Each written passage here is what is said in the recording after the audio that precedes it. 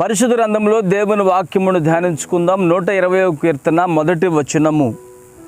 నా శ్రమలో నేను యెహోవాకు మొరపెట్టి తిని ఆయన నాకు ఉత్తరం ఇచ్చెను. ఆమెన్.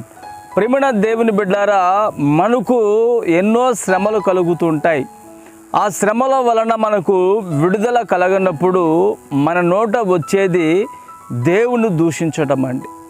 అయితే ఇక్కడ వాక్యంలో చూస్తే, నా శ్రమలో నేను యెహోవాకు మొరపెట్టి తిని ఆయనకు ఉత్తరం ఇచ్చాడు అని భక్తుడు అంటున్నాడు. అంటే మన శ్రమలో మనము దేవునికి ప్రార్థన చేయాలండి. శ్రమలో మనం దేవుని వేడుకోవాలండి. శ్రమలో మనం ప్రభుకి ప్రార్థించినప్పుడు ఆ శ్రమ నుంచి తప్పించేటువంటి మార్గాన్ని ప్రభు ఆ ప్రార్థనలో నిలుపుతాడండి. ఫర్ ఎగ్జాంపుల్, హన్నా జీవితం మీరు గమనించండి. ఆమె జీవితంలో గర్భఫలము లేనప్పుడు తన తోటి సహోదరి అనుకోవడం మాట అనినప్పుడు ఆమె మనసు విరిగిపోయి శ్రమల పాలైపోయిందండి. ఆ క్షణమున హన్నా ప్రార్థనా మందిరానికి వెళ్ళి ఆ శ్రమలో ఆమె దేవునికి మొరపెడితే ఆ శ్రమలో నుంచి ప్రభు ఆ సమస్యకు ఒక సొల్యూషన్ ఇచ్చాడండి.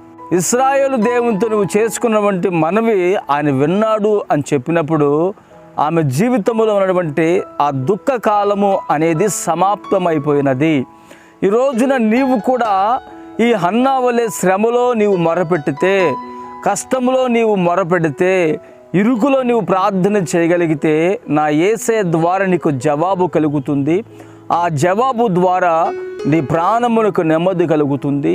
ఆ జవాబు ద్వారా నీ జీవితంలో ఘనమైనటువంటి కార్యములు నా ప్రభు ద్వారా నీకు అనుగ్రహించబడును గాక. ఆమేన్. ప్రార్థన చేసుకుందాం. ప్రేమగల తండ్రి, పరిశుద్ధుడా, జీవాధిపతి, స్తోత్రం చెల్లిస్తున్నాము నాయన.